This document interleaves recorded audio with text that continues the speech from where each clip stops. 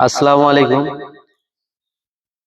মাগুরার সেই শিশু বাচ্চাটি আসিয়া আর নেই, সে তো মারা গিয়েছে। ডাক্তাররা অনেক চেষ্টা করেছিল তাকে বাঁচার জন্য, কিন্তু শেষ পর্যন্ত তাকে বাঁচাতে পারে নাই। রাত 12টার পরে তার জানাজা হয়েছে। জানাজা অসংখ্য মানুষ হয়েছিল। এই বর্তমান দেশে একটা ছেলে এবং ছেলের বাবা কিভাবে একটা 7 বছরের মেয়েকে ধর্ষণ করতে পারে,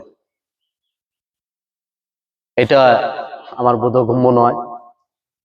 তাদের রুচিতে কিভাবে আসে, এবং ওই ছেলে তার ওয়াইফকে ঘুমের ওষুধ খাওয়াইছিল, এবং ছেলের মা তার সঙ্গে জড়িত ছিল পুরোপুরি।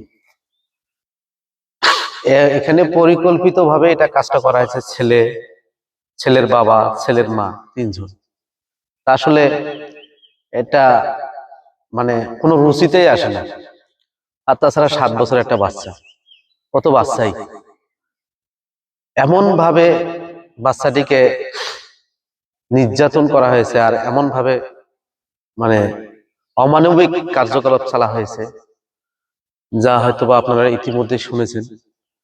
প্রতিটা গায়ের পশম দাঁড়িয়ে যায়। যাই হোক, আমরা এর একটা সঠিক বিচার চাই, সেটা দ্রুত। কেসের 5-7 দিন আর কেসের কি, জনগণের হাতে ছেড়ে দিলেই বিচার দ্রুত হয়ে যায়। একে পাথর নিক্ষেপ করে মারা হোক। আমি খুবই মর্মাহত এই বিষয়টি নিয়ে। এই বিষয়টি অনেক কদিন থেকে চলতেছে। আমরা আসলে খুবই লজ্জিত। আমরা খুব তাড়াতাড়ি এর বিচার চাই এবং এর ফাঁসি চাই, সেটা দ্রুত। আমার বলা বক্তব্য এখানেই শেষ। আর কিছু বলতে চাইতেছি না। সব পরিশেষে একটা কথাই বলবো, আমারও মেয়েরা আছে, আপনাদেরও ছেলে মেয়েরা আছে।